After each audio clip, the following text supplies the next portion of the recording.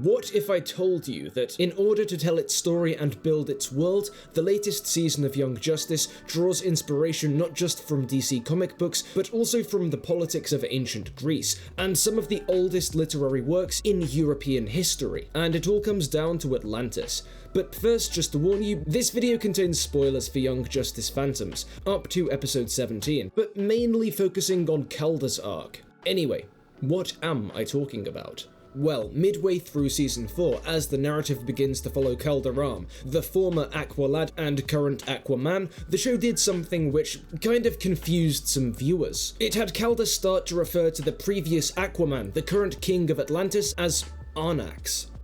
Take him away.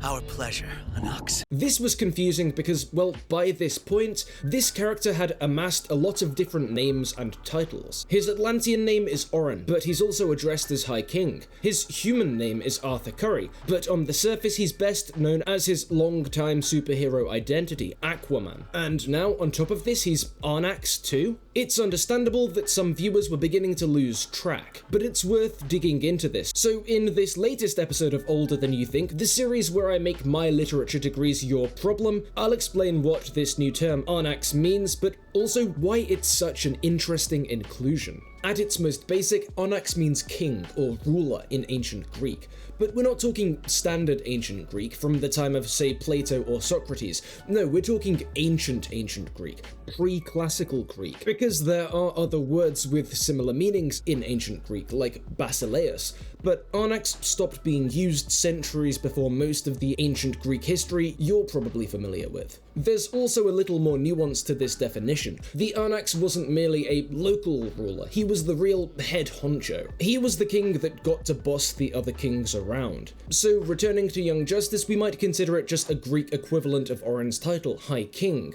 Orphan's king of Poseidonis, but he's also the guy with the most authority when the other undersea rulers all get together. And this is exactly the sort of authority that Anax connotes. But it gets way more interesting than this. You might be thinking, why would Greg Wiseman and co just grab an obscure old Greek word and add it in? And the answer is that, as archaic Greek vocabulary goes, Anax is fairly high profile, and that's due mainly to the role it plays in Homer's Iliad. For those of you who fell asleep during Ancient Greek Epic Poetry 101, the Iliad is many things, and I could genuinely ramble about it for hours, but in a nutshell, it's considered by many to be the single oldest piece of European literature. It's a colossal tale of war, glory, and loss, which was passed down by generations of oral bards, until one anonymous fellow had the good sense to take the poem out of his head and put it into some scrolls. So he invented the alphabet and wrote the poem down. I'm not joking, and I'm only kind of exaggerating. There is some evidence that the Greek alphabet was developed in order to transcribe the Iliad specifically, but the relevant part here is the structure of political authority depicted in the Iliad. Because a lot of the main characters are kings, who've all joined together in a fun little alliance to go dumps to the mighty city of Troy. These kings are figures you may have heard of: Achilles, Odysseus, Ajax, and so on, but broadly speaking, they're led by one guy, Agamemnon. He's the king among kings, and so, fittingly, the vast majority of the times the word Anax crops up in the poem, it's used to describe either the gods themselves or Agamemnon. The differing structures of monarchical authority designated by the word choice Anax, as opposed to other alternatives,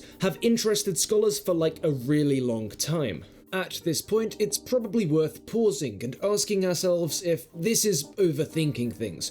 Couldn't it just be a little reference or a little world-building Easter egg just for the sake of it? Well, maybe, but Young Justice doesn't really do references simply for the sake of it. Just look at the Artemis arc in Phantoms. Each episode is anchored around a classic piece of literature, and these pieces typically become thematically relevant companion pieces by the end of each episode. In olden times, there was a barbaric king. In a barbaric kingdom, he had a daughter he loved. So I don't think it's overthinking it to ask why the show's writers included this juicy little lexical nugget, and it seems to me we have two possible answers to choose from. The slightly more boring, though still interesting option comes down to world building. Season 4 had gone pretty deep into the origins of Atlantis, tying it to some prehistoric battle between Vandal Savage and the Lords of Chaos, but if we set all of that new lore aside for a moment, there's always been a lot of links suggested between Atlantis and ancient Greece, Greece, like for instance, the capital being named for Poseidon himself. Introducing this particular piece of ancient Greek vocabulary could be a subtle way of developing this link. Remember when I said that Anax was a particularly old word? Well, the longer version of that is that the word seems to be a holdover from the old Mycenaean civilization, which collapsed in around the 12th century BCE, within which it referred to kings with the sort of centralized authority we see in the Iliad and with Orphan. One could reasonably conclude then that Young Justice is implying whatever historical links connect this version of Atlantis and Greece took place not in the more historically attested classical period, but like a whole millennium beforehand, back in the Mycenaean era, an era we still know very little about, an era when the world of the gods seemed somehow closer to the world of men, and that this is why in-universe, archaeologists studying ancient Greece hadn't detected any evidence of Atlantis' reality. You could take this even further. Mycenaean civilization disintegrated around the time of the so-called Bronze Age collapse, a short but intensely chaotic space of time in which a whole bunch of civilizations mysteriously fell in and around the eastern Mediterranean. And historians have developed various theories as to what may have caused this, ranging from climate change to natural disasters, but one key piece of the puzzle has always been the appearance of the Sea Peoples, vast armies of ocean-born raiders who appeared seemingly out of nowhere and destroyed a bunch of mighty cities. Now, I'm not saying that in Earth 16 there's a chance that these Sea Peoples were actually early Atlanteans, but wait, no, that's exactly what I'm saying. At the very least, it seems reasonable to speculate that this might be the case. And if nothing else, from a world-building perspective, the inclusion of Orphan's title of Anax suggests a possible period of historical contact between Atlantis and Mycenaean civilization. A contact which could have furnished modern Atlantean society with this word and this specific conception of monarchical power. That's one explanation for why the show's writers decided to give Orphan this new title, but it's not my favourite one. No, as I suggested above, to me, if you're bringing the word Anax into a modern media property and using it to designate a kingly figure like Orphan, there's a sort of implicit linkage being made specifically to the Iliad and to Agamemnon. And in the case of Young Justice, I think this is intentional, given the similarities between Orphan's political position in Phantoms and Agamemnon's at the beginning of the Iliad. Both of these kings start off as top dog, but these positions as the foremost authority come into question. In Atlantis, this comes as the delegation of other kings express their displeasure at the seemingly privileged conditions enjoyed by Orphan's own city of Poseidonis. In the Iliad, Agamemnon's rule starts to look a little shaky after he falls out with Achilles, the Greeks' best fighter, and another, perhaps more fitting candidate to lead the armies. As a result, the war starts to go badly, and Agamemnon starts to look like an increasingly silly man. If this is the reference being made here then, what's the purpose? How does this add to Young Justice? Well, I think it's a sort of warning sign to the viewer, or at least to the viewer familiar with the Iliad. Because things don't go great for Agamemnon after this point. To TLDR a whole bunch of the Iliad and other related tales, the Greeks take L after L until Achilles re-enters the fight and strikes a decisive blow against the Trojans before getting killed himself. As a result of this though, the Greeks ultimately win the war, but at a heavy cost. They leave Troy, but they've been there for 10 years at this point, and on their way back home, a lot of them meet gruesome fates, not least Agamemnon. Agamemnon's ultimately killed back in his home city, arguably due in part to his own poor decision-making. If you're looking at these events from a modern perspective, a reasonable conclusion to draw would be that Agamemnon's obsession with remaining number one, the top dog, the Anax, as well as his devotion to chasing this power and glory, led to his ultimate fate, as well as the deaths of various other Greek heroes, such as Patroclus and Achilles. Returning to Young Justice then, there's a kind of similar situation with Orphan's rule. Orphan's primacy too is being questioned, not just by his fellow kings, but also by his city. There also emerges a clear pretender, Arion. But here's the thing, Orphan doesn't make the same mistakes. Sure, he tries to retain his high kingship when challenged by the council, but when the prophecy about the true king of Atlantis comes to light, when Arion emerges, Orphan isn't trying to hold onto power for his own sake.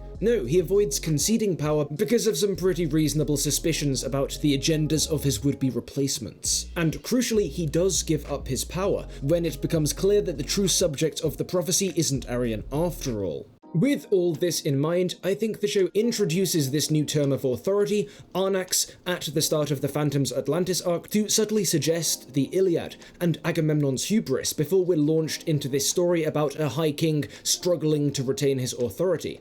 As we see Orphan struggle with these challenges to his rule, this reference and the case of Agamemnon hangs above the narrative, like a ghastly vision of Orphan's future if he makes the wrong decisions. The Iliad acts as an intertext, a sort of narrative foil to this story, and acts to affirm Orphan's choice to abdicate as the correct and righteous move. It makes Orphan's return to the mantle of Aquaman appear correct, and the way this story concludes is made more satisfying for any viewer who bears in mind the last time an Anax chose his power above all else. And in my opinion, that's why the Young Justice writers included this new term, and why it works. Thanks for watching this video, and if you found any of the stuff we talked about interesting, go pick up a copy of the Iliad and give it a read. I recommend either the Robert Fagles or Stanley Lombardo translations myself, or if you want to challenge yourself a little more, try Richard Lattimore's version. There's also tons of great online resources to help you dig into the text, and if you're interested in the real history of the Trojan War, or of that Bronze Age collapse I mentioned at one point, then try reading Eric Klein's book, 1177 BC, The Year Civilization Collapsed. I genuinely cannot recommend it highly enough. And if you're just hungry for more Young Justice content, then as always, I am working on plenty more videos about this show. These older than you think videos don't tend to do great though, so if you fancy liking this one, just to give it a little boost, that'd be awesome. Thanks to all my patrons on screen now, especially Kevin Douglas, Ian Fifield, and Thrawn7, and hey, why not check out the rest of the Older Than You Think series on screen now.